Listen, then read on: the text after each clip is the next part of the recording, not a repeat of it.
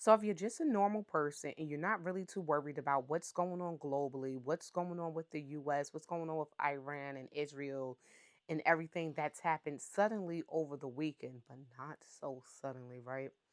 Like I said, if you're just an ordinary person, you might want to listen up.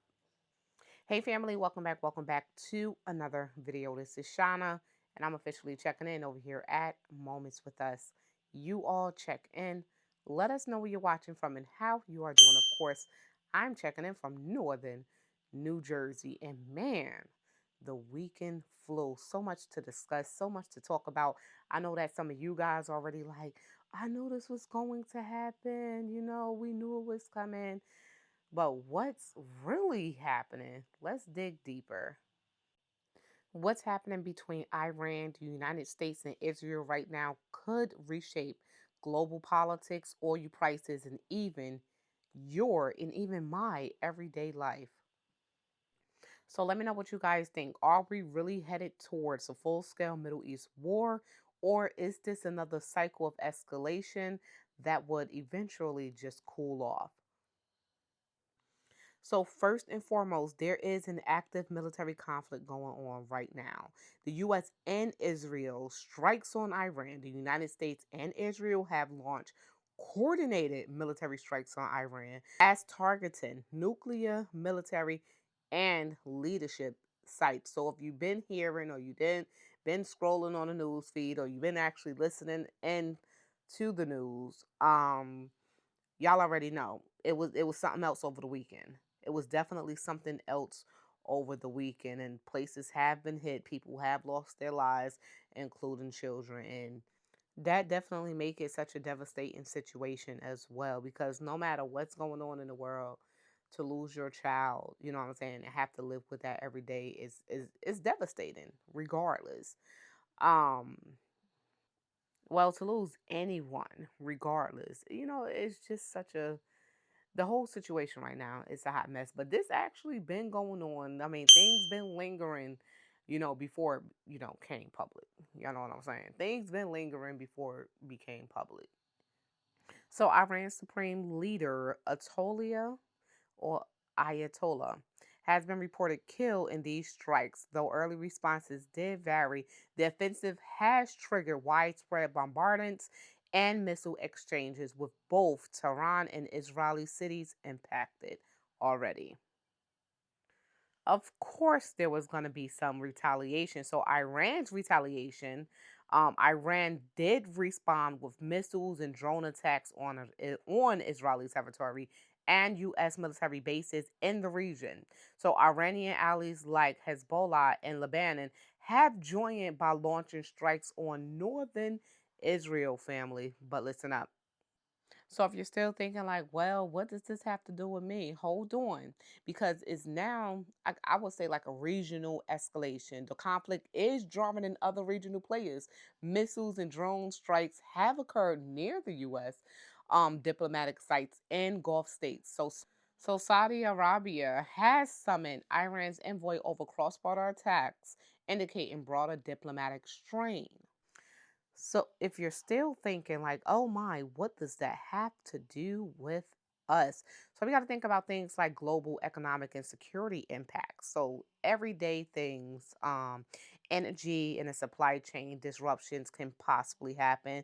The crisis have severely disrupted the Strait of Hormuz, a critical choke point for global oil trade, right? Pushing crude prices higher and straining shipping networks family. So airlines across the Middle East have halted flights and rerouted traffic due to, of course, those safety concerns. Investors are reacting to heightened geopolitical risks. Oil prices, equities, currencies, and safe haven assets like gold are fluctuating right now. If you don't believe me, just check it out. So we have our political and social reactions right now. Protests and public opinions are being spread throughout the U.S. and everywhere else. So in the U.S. and elsewhere, there are protests both supporting and opposing the strikes on Iran. International diplomatic responses. Um, world leaders are deeply divided. Some Western leaders are calling for restraint and diplomacy. Others condemn the strikes as violations of international law. Major powers like Russia and China have criticized the US and Israeli actions. So this actually can go further than what it is and can become worse than what it is. Though we may be being told, oh, it's under control. It's not directly here in the US as of yet. But how much do we really know? How long have we been able to believe what we've been told through the media source like the news? You know what I'm saying? What can we really trust? Are we really safe? I personally think no. I really think not.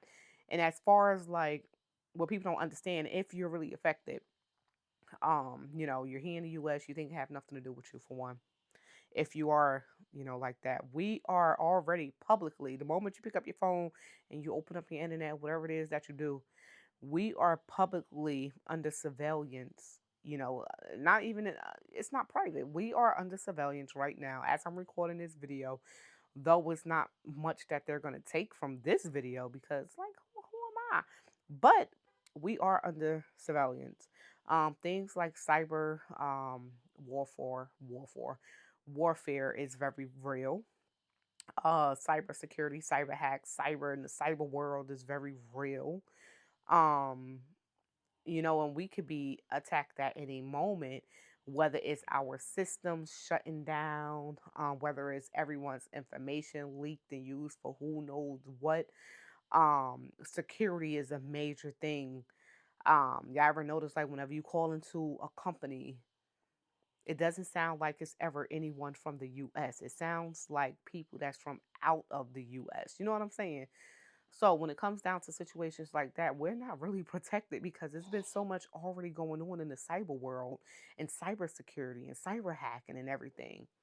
How much protection do we really have? Other things to take into consideration, which is like some possible triggers we got to think about major civilian casualties, direct attack on senior leadership, attempt to destroy Iran's nuclear facilities completely. That global impact, we got to think about the severe oil supply disruption, global recession risk, massive refugee crisis, broader superpower tensions, especially if Russia or China provide material support to Iran. Now, if they jump in, right, we could possibly be darn screwed, believe it or not. So, diplomatic de escalation, what does that even look like? So, they can be having some back channel negotiation, ceasefire agreements, but who knows if that will happen. Nuclear talks, maybe might resume, maybe because right now they're definitely bumping heads. And then if anyone is being kept prisoner, they can talk about prisoner swaps or sanctions relief deals. Um, so Iran, they definitely struggle under sanctions. Israel prioritize internal security. The U.S. often seeks to avoid prolonged Middle East wars, as was stated. I'm not saying it just say it. That's really what's stated. And then we have the global impact, guys. Oil prices can stabilize if it do get out of hand. If they do come to an agreement. The markets should rebound. We can reduce the risk of a global spillover and hopefully, tensions would calm down. Um, if not, we can also face things like a cold war. It's like constant cyber warfare or intelligence operations or targeted assassinations or proxy conflicts instead of a direct war, which would then be like a chronic instability, military spending increases, periodic flare ups every few years. Technology and cyber warfare become the central battleground, family. We just discussed that. So, I mean, this is how tensions operated for years. That's why when servers, for instance, have been going down year after year, and you get that little letter in the mail, and you're like, oh, your information possibly have been part of a leak. because our security system, was leaked and whatever, whatever, whatever. Y'all don't think that we already at some type of cyber warfare? Come on. Come on. How does this affect ordinary people, though? I mean, we discussed some of it already, but here's something that can happen next. We can see things like higher fuel and food prices because you need fuel for food to drive, right? We might see the stock market swing, increased security measures, potential travel disruptions, which have been going on already, and heightened geopolitical anxiety, family. Um, yeah, so I don't know, fam. How many of y'all actually think that this will go further than where it's at? Y'all gotta definitely let us know in the comments down below. We can see things like missile strikes, drone attacks. I don't know if it's gonna be a full invasion, but we can definitely see things like that. Um, if whomever don't get their way at this point. So, are we headed towards a major war? Right now, the data suggests controlled escalation is more likely than an actual total war. But geopolitical doesn't move in straight lines, people. It could be one thing one day and then the next thing another day. So it do move through pressure, reaction, and sometimes mistakes. And we all seen those mistakes happen. And guess what? It blew up just like that. So y'all definitely let us know. Do y'all feel like we need to be jumping flight right now? Do y'all feel like we need to bunker down? Honestly, I'm gonna be right here. I'm gonna be watching it just all unfold because honestly, not everybody is going to be able to afford to just flee up and leave. I hear people talking about leaving the country, leaving the US, but where you really going? I mean, for those who can, but the average person cannot really afford to get up and go. And have it really come to that? Let me know what y'all think about this whole current situation. You know, is it going to go any further? Is it going to stay like this? Is it going to die down? Hopefully, right? It do, because if not, we would see the effects of whatever's going on. I'm going to put it like that.